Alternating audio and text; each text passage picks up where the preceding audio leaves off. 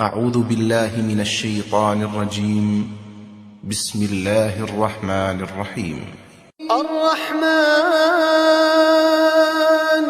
علم القرآن خلق الإنسان علمه البيان الشمس والقمر بحسبان والنجم والشجر يسجدان والسماء رفعها ووضع الميزان ألا تطغوا في الميزان وأقيموا الوزن بالقسط ولا تخسروا الميزان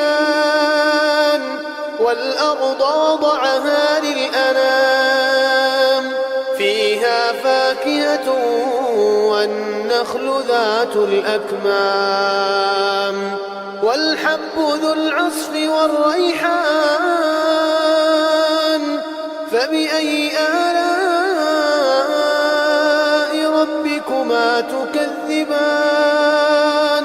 خلق الإنسان من صلصال كالفخار وخلق الجان من مارج من نار فبأي آلاء ربكما تكذبان رب المشرقين ورب المغربين فبأي آلاء ربكما تكذبان مرج البحرين يلتقيان بينهما برزخ لا يبغيان فبأي آلاء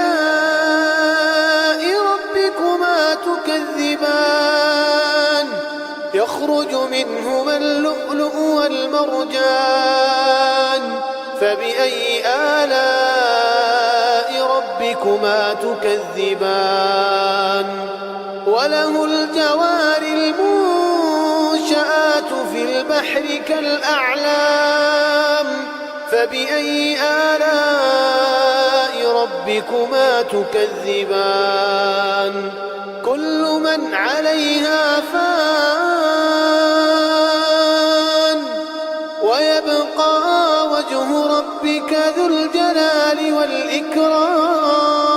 والإكرام فبأي آلاء ربكما تكذبان يسأله من في السماوات والأرض كل يوم هو في شأن فبأي آلاء ربكما تكذبان سنفرغ لكم أيها الثقلان فبأي آلاء ربكما تكذبان يا معشر الجن والإنس إن استطعتم أن تنفذوا من أقطار السماوات والأرض فانفذوا لا تنفذون إلا بسلطان فبأي آلاء ربكما تكذبان يرسل عليكما شواظ من نار ونحاس فلا تنتصران فبأي آلاء ربكما تكذبان فإذا انشقت السماء فكانت وردة كالدهان فبأي آلاء ربكما تكذبان فيومئذ لا يسأل عن ذنبه إنس ولا جان فبأي آلاء ربكما تكذبان يعرف المجرمون بسيماهم يعرف المجرمون يؤخذ بالنواصي والأقدام فبأي آلاء ربكما تكذبان هذه جهنم التي يكذب بها المجرمون يطوفون بينها وبين حميم آن فبأي آلاء ربكما تكذبان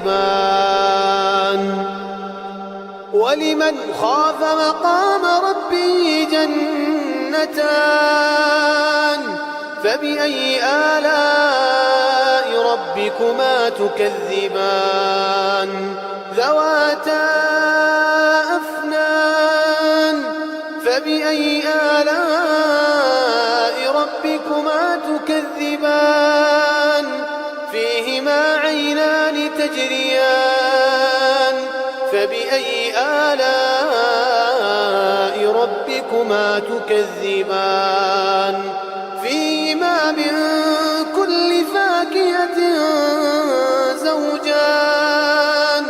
فبأي آلاء ربكما تكذبان متكئين على فرش بطائنها من استبرق وجنى الجنتين دان فبأي آلاء ربكما تكذبان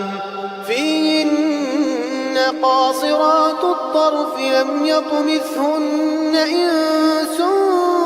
قبلهم ولا جان فبأي آلاء ربكما تكذبان كأنهن الياقوت والمرجان فبأي آلاء ربكما تكذبان هل جزاء الإحسان إلا الإحسان فبأي آلاء ربكما تكذبان ومن دونهما جنتان فبأي آلاء ربكما تكذبان مدهامتان فبأي آلاء ربكما تكذبان فيهما عينان نضاختان فبأي آلاء ربكما تكذبان فيهما فاكهة ونخل ورمان فبأي آلاء ربكما تكذبان فيهن خيرات حسان فبأي آلاء ربكما تكذبان حور مقصورات في الخيام فبأي آلاء ربكما تكذبان لم يطمثهن إنس قبلهم ولا جان فبأي آلاء ربكما تكذبان متكئين على رفرف خضر وعبقري حسان فبأي آلاء ربكما تكذبان تبارك اسم ربك ذي الجلال والإكرام